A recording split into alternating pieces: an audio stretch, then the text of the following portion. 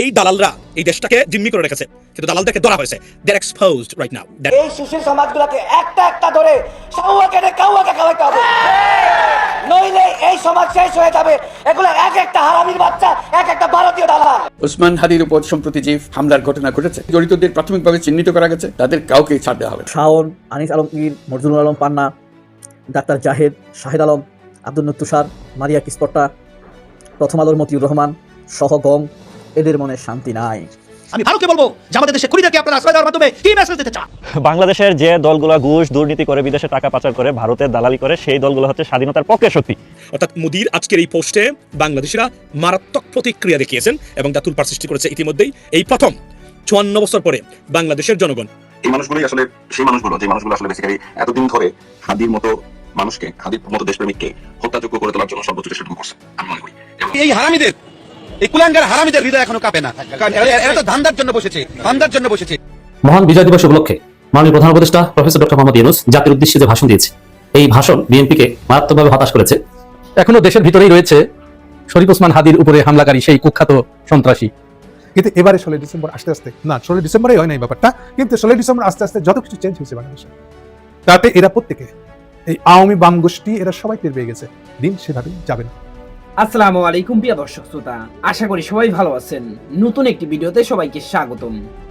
16 ডিসেম্বরকে কেন্দ্র করে নরেন্দ্র মোদীর একটা ফেসবুক স্ট্যাটাসকে কেন্দ্র করে সোশ্যাল মিডিয়াতে তোলপাড় সৃষ্টি হয়েছে। সেখানে তিনি স্পষ্টভাবে বুঝাইতে চেষ্টা করেছে যে 1971 সালে যে যুদ্ধটা হয়েছিল সেটা ভারত পাকিস্তানের মধ্যে সংগঠিত হয়েছিল। সেখানে কোনোভাবেই বাংলাদেশের নাম উল্লেখ করেনি তিনি তাহলে কি বুঝাতে চেয়েছিল সেই পোস্টের মাধ্যমে? আজকের এই ভিডিওটিতে সেই সংক্রান্ত সকল প্রকার তথ্যই পেয়ে যাবেন। ভিডিওর শুরুতেই এই সংক্রান্ত বেশ কিছু ভিডিওর অংশ বিশেষ আপনারা দেখেছেন। মূলত আজকের এই ভিডিওটিতে সেই সকল ভিডিওর বিস্তারিত আলোচনা দেখতে পারবেন। ভিডিওর শুরুতেই যে সকল ভিডিও দেখেছেন তা থেকে হয়তো ইতিমধ্যেই আন্দাজ করতে পেরেছেন আজকের এই ভিডিওটি কতটুকু গুরুত্বপূর্ণ হতে চলেছে।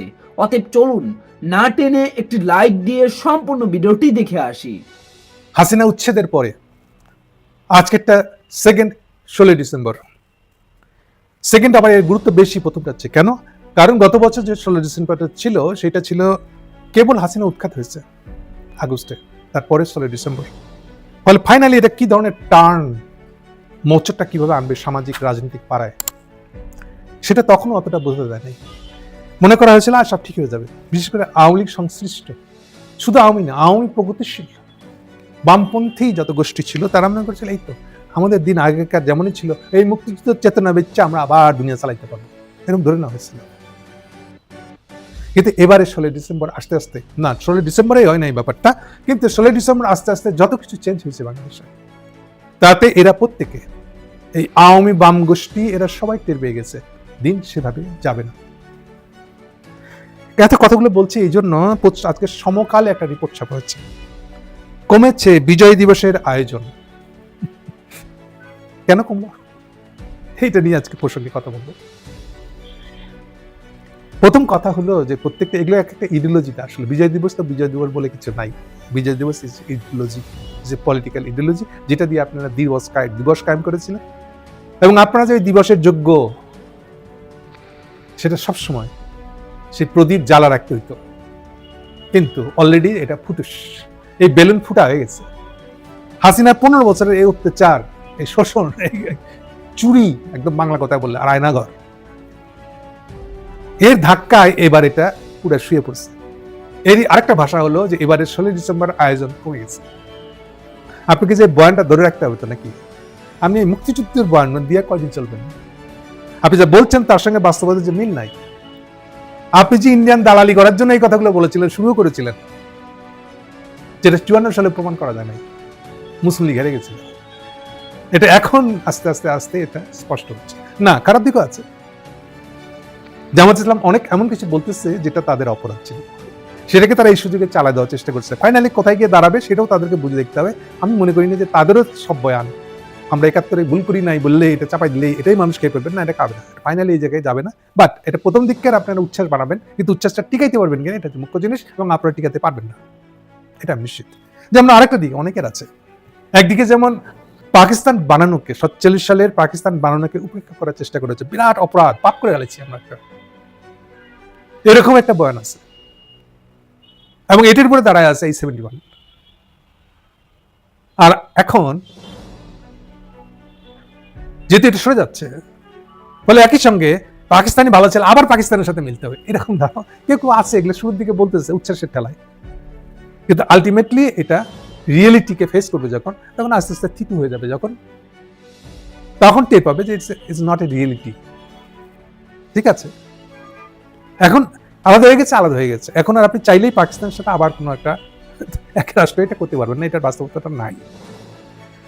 বাট এর মানে এই না যে আবার মুসলিমকে উৎখাত করে দেওয়া, 47 দেশভাগ করাটা অন্যায় ছিল, ভুল ছিল, এইসব মামার বাড়ির আবদার, এইসব মামার বাড়ির গল্প করবেন না, ইন্ডিয়ান দালালিটা করবেন না, এটাও চলবে না। আমি বারবার বলেছি অরিজিনাল পাপ সেই রামবনারের আমল।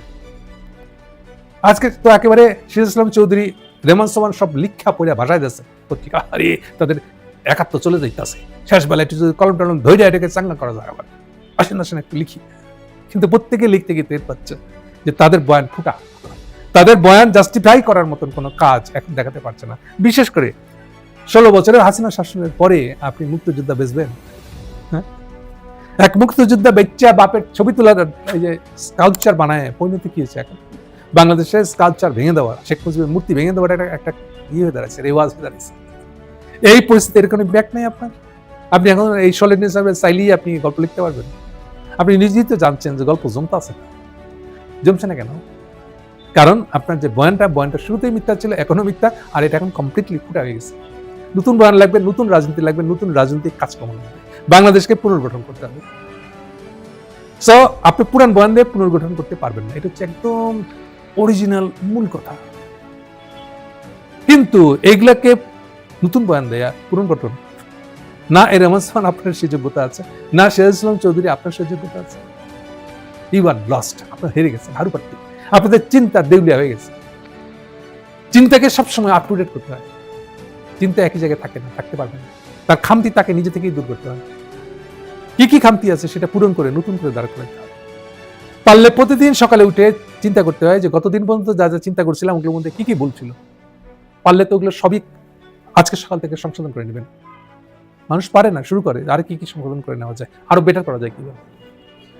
কিন্তু আপনারা এই মুক্তিযোদ্ধা বেচ্চা চলে আসছেন, এই যে আপনারা এখন গল্প মিলাইতে পারতেছেন না, গল্প মিলাইতে পারছেন না বলে এখন কি করে হাসিনার আমলটাকে জাস্টিফাই করবেন বলেন? এখন একবার বলতেছেন এটা গণতান্ত্রিক ফেলিওর, কোনটা গণতান্ত্রিক ফেলিওর? পাকিস্তান কেন টিকলো না? তাহলে এখন বলেন যে হাসিনাটা কেন টিকলো না, ওটা কোন ফেলিওর? নাই, আপনার মুখ বন্ধ, বলতে বন্ধ, কারণ এটা বলার মতন যোগ্যতা, সাহস, নৈতিক সাহস, এথিক্যাল মানে একাডেমিক বুদ্ধিভিত্তিক যোগ্যতা নাই আপনার। ফলে প্রথম আলো যতই করুক, আজকে 16 ডিসেম্বরের দিন সবগুলা ঘাটের মরারে আবার ডেকে নিয়ে যেতেছেন, আবার নতুন করে বয়ান দেওয়া হচ্ছেন, দিলে হবে কি? এটা তো পুরান বয়ান, এই পুরান বয়ান দিয়ে তো নতুন পরিস্থিতিকে ব্যাখ্যা করতে পারছেন না। ব্যাখ্যা করেন যে হাসিনার পতন হলো কেন, বলেন। এটা বলা খুব সহজ, পাকিস্তানি ইসলাম ধর্মের ভিতর দিয়ে ঢুকাইতে গেছিল, খুব খারাপ তারা, এটা বলা খুব সহজ। চোখে আঙুল দিয়ে দেখিয়ে দিয়েছে আপনাদেরকে বারে বারে যে 47-এর 1 নম্বর লাভালাভের দিক ছিল জমিদারি উঠানো। জমিদারি না উঠাইলে এই পায়ের নিচে পড়ে থাকা কৃষক আজকে বাংলাদেশে যারা 90% তারও বেশি, এই প্রজা কৃষক চাষা বলে ফেলে রাখছিল যাদেরকে, হিন্দুদের সর্বনিম্ন জাতটার নিচে ফেলে রাখছিল যাকে, এই জাতের উত্থান ঘটতো না কখনো, মুক্তি ঘটতো না কখনো যদি না জমিদারি উঠানো যেত। আপনি এই ফ্যাক্টসটাকে, বাংলাদেশের জন্মভিত্তির গোড়ার এই ফ্যাক্টসটাকে আপনারা ধামাচাপা দিয়ে রাখছেন। দেখেছেন ধর্ম কত খারাপ জিনিস। ধর্ম খারাপ দিয়ে কি করবেন আপনি? ধর্ম খারাপ নাই বুঝলাম, খাবেন তো, খেতে তো হবে নাকি? এই কৃষককে আপনি যদি, এই যে প্রায় বলি হিন্দু ধর্মের সবচেয়ে নিচের দিকের জাত হলো চামার, চামারেরও নিচে হলো মুসলমান, এটা দিয়ে আপনারা রুল করে যাইবেন, শাসন করে যাইবেন। দেশভাগ খুব খারাপ হয়েছিল এই কথা বললে, আবার বলবেন যে আমি মুসলমান, এটা হবে? আপনি কলঙ্ক মুসলমান নামে। এই প্রগতি মার্কা যারা নিজের নাম নিয়ে নিজেরা লজ্জা পায়, তার নামটা কেন মুসলমান হলো? তার জন্ম কেন মুসলমানের ঘরে হইলো? তাদেরকে দিয়ে এই কলকাতা, তাদেরকে দিয়ে এই হিন্দুত্ববাদ গল্প লেখাইবো, বাংলাদেশ শাসন করবে কয়দিন? এই যে 16 ডিসেম্বর এবার দেখছেন না, এখন দেখেন যদি আক্কেল হয় তাহলে বুঝে যাবেন কি হইতেছে, আগামীতে আরো কি হবে। যদি হুঁশ থাকে, আক্কেল থাকে, ইয়াং থাকেন, যোগ্য বয়স থাকে, মাথায় বুদ্ধি থাকে, তাহলে নয়া বয়ান তৈরি করতে রাজি হবেন, আগ্রহী হবেন। আর যদি না করেন শেষ আপনারা। এই বয়ান আবার কিছু বয়ান আবার ফিরে আসবে। এই যেমন আমার বয়ান, আমি কেন বারে বারে বলতেছি যে আমাদের ফাউন্ডেশন হলো জমিদারি উচ্ছেদ। আপনারা মানতে চান নাই কেন? জমিদারি উচ্ছেদ মানে হিন্দুদের ডমিনেন্সি, হেজিমনিটা, এটাই ইন্ডিয়ান হেজিমনি হিসেবে এখন আপনারা টিকায় রাখার চেষ্টা করেন। কেন বারে বারে 71-এ আপনারা ইন্ডিয়া কি করেছিল এটার গর্ব করেন না কেন আপনারা? এবার কি হচ্ছে? মোদি দিয়েছেন আপনাদেরকে 71-এর গর্ব? মোদি কারে নিছে আপনাদের কাছে? 71-এর অ্যাচিভমেন্ট, এটা ইন্ডিয়ান অ্যাচিভমেন্ট হয়েছে এখন। শুধু মোদি না, এবার রাহুলেরও যে বক্তব্য, রাহুলের স্টেটমেন্ট 71 হলো ইন্ডিয়ানদের বিজয় দিবস বুঝছে না? এখন হাসিনা ডং, এই প্রগতিবাদীরা আপনারা এখন কাকছে মুখ দেখাইবেন? হ্যাঁ, 71 কি আপনাদের? আপনাদের মোদি নিয়ে গেছে। শুধু মোদি একা না, রাহুলও নিয়ে গেছে, হোল ইন্ডিয়া নিয়ে গেছে, ক্লেম করতেছে এই 71 তাদের। আপনারা হলে এদের দালাল।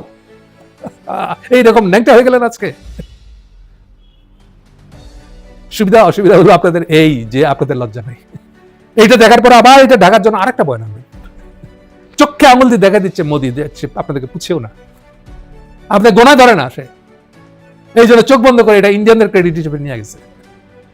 তাহলে আপনারা কারা 71-এর নাম ধরে এই আজকে 16 ডিসেম্বরে যারা দাবি করতেছেন এখনো 16 ডিসেম্বর বিজয় দিবস পালন করে, আপনারা বিজয়া দিবস পালন করে কথা। যারা বিজয়া দিবস বানাইছে তারা বিজয় দিবস নিয়ে গেছে, আপনারা কারা তাইলে? এখন লিখতেছেন পুরান গল্প, আপনারা এই করবেন সেই করবেন, বলেন না। আমাদের দেশভাগ যদি ভুল হয়ে থাকে, পাকিস্তান গঠন যদি ভুল হয়ে থাকে, পাকিস্তান কেন ফেলিওর করেছে? বলে গণতান্ত্রিক ব্যর্থতা। আপনারা কমিউনিস্ট, গণতান্ত্রিক ব্যর্থতা আবার কি জিনিস তো বুঝলাম না। তাহলে এখন এটা কি হইলো? হাসিনা ব্যর্থতা, এটাকে কি বলবেন? এটা কোন তান্ত্রিক ব্যর্থতা? এটা আপনারা সব হারাইছেন। মোদি সব যেটুকু বাদ ছিল এটুকু সব কুড়াই টুড়াই মোদি নিয়ে গেছে। কাজে এখন থেকে নিশ্চিত করে দিতে পারি আমি, প্রতি বছর আসবে। আর কয়দিন 16 ডিসেম্বর পালন হয় আমি জানি না। দিনকে দিন এই 16 ডিসেম্বর পালন, মানুষই বলবে দূর সময় নষ্ট, একটু ঘুমাই থাকি, 16 ডিসেম্বর সকালে ডিস্টার্ব করেন না। এটাই হবে। এবং খোদা না খাস্তা যদি আগামী দিনে নতুন একটা কনস্টিটিউশন হয়, আপনারা দেখছিলেন না 14 আগস্ট ভুলে দিয়েছিলেন না, দেশভাগ ভুলে দিয়েছেন না? বাংলাদেশের মানুষ আগামী দিনে এই 16 ডিসেম্বরও ভুলাই দিবে। নরেন্দ্র মোদীর পোস্ট এই প্রথম বাংলাদেশের জনগণের দৃষ্টি আকর্ষিত হয়েছে। Drawn their attention and রীতিমতো washed away by comments and reactions by Bangladeshi Gen Z ladies and gentlemen. অর্থাৎ মোদীর আজকের এই পোস্টে বাংলাদেশিরা মারাত্মক প্রতিক্রিয়া দেখিয়েছেন এবং তা তুলপাড় সৃষ্টি করেছে ইতিমধ্যেই। এই প্রথম 54 বছর পরে বাংলাদেশের জনগণ, আগে একটা কমেন্ট আমার মনে আছে, সম্ভবত 3 বছর আগে একটা কমেন্ট, একটা প্রশ্ন করেছিলাম। এই কমেন্ট এখন যেহেতু 3 বছর আগে পাচ্ছি না আমি, ওইভাবে না, রাফভাবে না, শুধু প্রশ্ন করেছিলাম সেখানে, যেটা আওয়ামী লীগ ক্ষমতায় ছিল তখনকার সময়, যে ফেসবুক তো নষ্ট করে ফেলতো তারা, এই বই আমরা প্রতিবাদ করতাম না তখন, গিয়ে তাদের এখানে আপনি আসতে পারবেন না আমার অ্যাকাউন্ট নিয়ে অনেক ক্ষেত্রে, কারণ ফেসবুক তখন আওয়ামী লীগের যারা আছে এরা এখান থেকে এরা নির্দেশ দিত, লিঙ্ক দিত বা ধরে নিয়ে আসতো, এখান থেকে চেক করে। এটা একটা ভয়ঙ্কর পরিস্থিতি ছিল। বিজয় দিবসের আজকের এই প্রাক্কালে বাংলাদেশের রাজনীতিবিদ নামক বিবৃতিবাজ, দুর্নীতিবাজ, অদক্ষ, অপদার্থ, মূর্খ, চরম দেশপ্রেমহীন রাজনীতিবিদদের ধিক্কার জানিয়ে আজকের এই দিনে আমার লাইভ শুরু করলাম। Ladies and gentleman, why I say that? আপনারা জানেন যে 1971 সালে বাংলাদেশের স্বাধীনতার 16 ডিসেম্বর যে বিজয় দিবস আমরা পালন করি, সেই বিজয় দিবস নিয়ে ভারতের প্রধানমন্ত্রী নরেন্দ্র মোদী বা ভারতীয় গভর্নমেন্ট 54 বছর ধরে এটা নিজেদের দাবি করে তারা প্রতিষ্ঠা করে, তারা এটা আমরা না যতটা পালন করি, তারা সেটা উচ্ছ্বাসের সহিত পালন করে তারা বিজয় দিবস। সেখানে বাংলাদেশের নামটা পর্যন্ত উল্লেখ থাকে না। অর্থাৎ বাংলাদেশের সাথে যে যুদ্ধ হয়েছে, মানুষ মরেছে বাংলাদেশের, আপনি 30 লক্ষ বলেন আর আপনি 15,000 বলেন, যাই বলেন না কেন, একটা অ্যামাউন্ট তো মরেছে, সেই জায়গাতে বাংলাদেশের নাম নিশানা নাই, কিন্তু তারা বিজয় দিবস পালন করে, এটা তাদের বলে। ধিক্কার দেই ভারতীয় প্রধানমন্ত্রী নরেন্দ্র মোদীর এই মূর্খতাকে এবং বাংলাদেশ বিরোধী এই প্রপাগান্ডাটাকে। সেই সাথে ধিক্কার জানাচ্ছি বাংলাদেশের অপদার্থ রাজনীতিবিদ এবং রাজনৈতিক নেতৃবৃন্দ যারা 54 বছর দেশ শাসন করেছেন। একটিবার আপনাদের বাপের ক্ষমতা হয়নি জিজ্ঞেস করার, what the hell is this? আমাদের স্বাধীনতা, আপনি বলছেন আপনার স্বাধীনতা, আপনার বিজয় দিবস, এটা স্বাধীনতা দিবস না, বিজয় দিবস, আপনার এই বিজয় দিবস, এটা কিভাবে সম্ভব? আপনি বলবেন আপনি সহযোগিতা করেছেন। আমি বলেছি গতকালকেও, উনি বলতে পারে তো, ভারত বলতে পারে আমাদের প্রচেষ্টায়, আমাদের একমাত্র মানে সহযোগিতায় বাংলাদেশ স্বাধীন হয়েছে, নাহলে বাংলাদেশ স্বাধীন হতে পারতো না, তাদের মানুষ মানে আত্মত্যাগ করেছে, আমরা এখানে না। সরাসরি এটা বলছে ভারত পাকিস্তানের যুদ্ধ। এই জন্য আমি গতকালকে প্রশ্ন করেছিলাম, আমার এই জিম থেকে যে লাইভটা করেছিলাম রাত্রে, আমি সেখানে বলেছিলাম তাহলে প্রশ্ন উঠে যে এই বিজয় দিবস যদি ভারত পাকিস্তান হয়ে থাকে, তাহলে জামায়াত ইসলামের ভূমিকা নিয়ে যদি প্রশ্ন তুলি এখন, তাহলে জামায়াত তো ভারতের বিপক্ষে অবস্থান নিয়েছে, পাকিস্তান তার দেশের পক্ষে অবস্থান নিয়েছে, রংটা কোথায়? There is a, I mean definitely there is a discrepancy obviously, but technical কারণে এই কথাটা এখন আমাদেরকে বলতে হবে তাদের অপরাধ কোন জায়গাতে ছিল। এখন বাংলাদেশি দালাল যেগুলো আছে, মানে দেশের ভিতরে বসা মূর্খ দুর্নীতিগ্রস্ত, 2 টাকা দিলে এদিক সেদিক যায়, এরা আপনাকে নানান বক্তব্য এবং সব বক্তব্য মরিয়ে বাদ দেন। এরা ছিল 54 বছর ছিল বলেই আজকে 1971 সালের আপনার এই আপনার 1974 সালে স্বাধীন হওয়া মালয়েশিয়া পৃথিবীর অন্যতম একটি রাষ্ট্র, আর আমরা এখানে বসে আছি শুধুমাত্র এই স্বাধীনতা নিয়ে ব্যবসা করা এই কুলাঙ্গারের বাচ্চা রাজনীতিবিদদের কারণে আজকে আমাদের দেশ এখনো এই মানে পতিত অবস্থা আছে। এখান থেকে উত্তরণের পথ একটাই, যদি আমরা নির্বাচনের মাধ্যমে কোনো সত্যিকারের কোনো পরিবর্তন আনতে পারি, না হলে আবারও হবে। কেননা পলিসি নয়, পরিবর্তন নয়, জীবন মানের উন্নতি নয়, উন্নয়ন নয়, দেশের সার্বিক পরিস্থিতি, রাষ্ট্রীয় প্রতিষ্ঠানের উন্নয়ন নয়।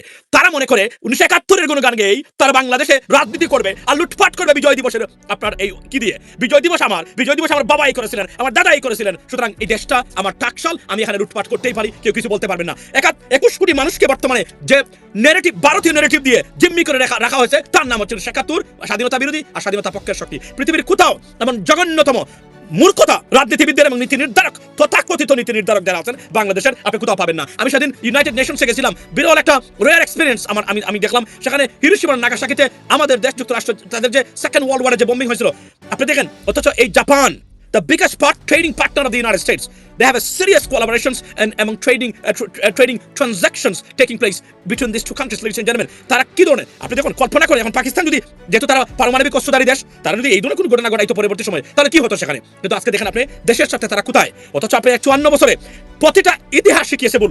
আপনি কমন সেন্সের ভিত্তিতে আমি আজকে প্রশ্ন তুলি, মুক্তিযোদ্ধারা বলছেন, আখতারুজ্জামান বলতেছে, মেজর আখতারুজ্জামান, কর্নেল অলি আহমদ, এদের মতো, এদের চেয়ে বড় মুক্তিযোদ্ধার কে হতে পারে? আখতারুজ্জামানের অনেক মানে কথা আছে। আমার সেদিন একটা টক শুতে অনেক মানে একদম উত্তেজনা সৃষ্টি হয়েছিল ওনার সাথে, আমার আই আন্ডারস্ট্যান্ড দ্যাট, বদলুক মানে নানানভাবে আপনার। কিন্তু আমার প্রশ্ন হলো এই জায়গাতে, তারা যদি বলে যে আমাদের বুদ্ধিজীবীদের পাকিস্তানিরা হত্যা করে নাই, তাহলে এই প্রশ্নটা মুক্তিযোদ্ধারা যদি এই কথাগুলো বলে, আওয়ামী এবং ভারতীয় দালাল এবং প্রেতাত্মা ছাড়া, এবং যাদের ভিতরে, যাদের শরীরে এবং যাদের প্রতিটা সন্তানে এই দাদাদের জিন আছে, তারা ছাড়া, প্রকৃত মুক্তিযোদ্ধা যারা আছেন তারা ছাড়া যদি বলে তারা আমাদের এই 14 ডিসেম্বর আমাদের শহীদ বুদ্ধিজীবী দিবসে আমাদের বুদ্ধিজীবীরা বুদ্ধিজীবীদের পাকিস্তান হত্যা করে নাই, ওয়ার্ল্ড ডকুমেন্টেড, আপনাকে বলতে হবে পাকিস্তান হত্যা করেছে।